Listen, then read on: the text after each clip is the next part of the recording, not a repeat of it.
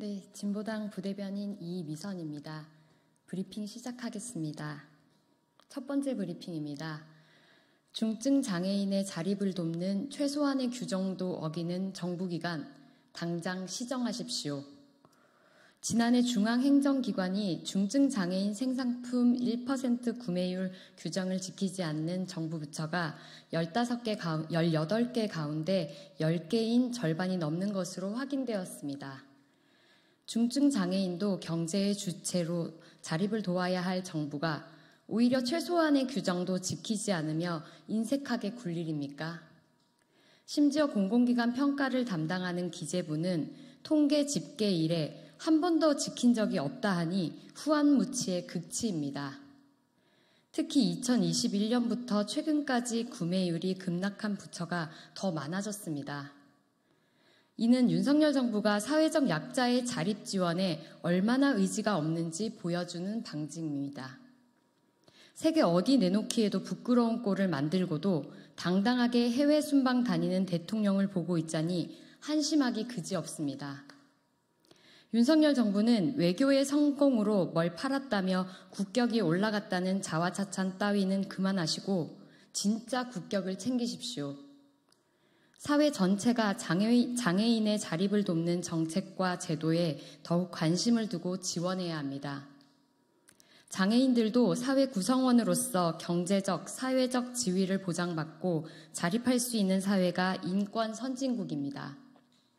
우리 국민들은 더불어 잘 사는 품격 있는 국가에서 살고 싶습니다. 정부는 국민들 그만 부끄럽게 만드시고 장애인 자립 지원을 돕는 최소한의 의무를 다하십시오. 두 번째 브리핑입니다. 서대문 형무소까지 쳐들어온 뉴라이트의 역사전쟁, 그냥 두고 봐선 안 됩니다. 서대문 형무소를 운영 관리하는 서울시 서대문구에서 역사인문학 아카데미를 이승만, 박정희, 전두환 집권 시기에 대한민국 근현대사를 이해하자는 취지로 이달 말부터 진행한다고 밝혔습니다. 그런데 그 강의를 진행하는 강사가 반일 종족주의 공동 저자로 대표적인 뉴라이트 인사인 한 인터넷 매체 기자였습니다. 강의에 대한 해설도 건국, 근대화, 선진화를 주제로 한다며 이승만의 건설, 박정희의 도약, 전두환의 선진국으로 진입시킨 위대한 시대라는 설명을 덧붙였습니다. 독립운동 단체들은 거세게 강의하고 있습니다. 특히나 서대문구의 강의 운영이 당혹스러운 것은 지난해 10월 홍범도 장군 순국 80주기 추모 부스를 서대문 형무소 앞에 설치하는 일을 정치, 사회적으로 민감한 사안이라며 막았던 전적이 있었기 때문입니다.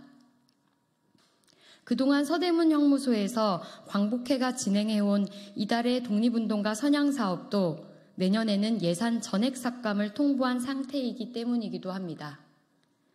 독립운동가 홍범도 장군을 추모하는 것은 정치적으로 민감한 사안이라 맞고 일제강점기 시대를 미화시키는 식민지 근대화론의 뉴라이트 강사 강의는 아무 문제가 없다고 생각하시는 겁니까?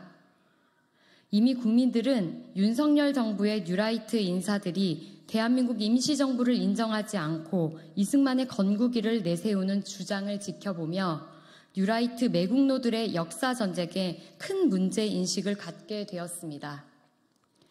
서대문구 이성원 구청장은 똑똑히 알아야 합니다.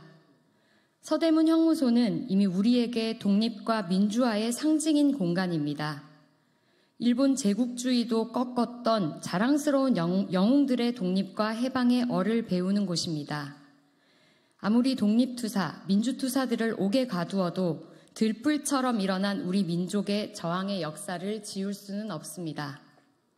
서대문 구청장은 뉴라이트 매국노들을 앞세운 역사전쟁 멈추십시오. 역사가 심판할 것입니다. 이상 브리핑 마치겠습니다.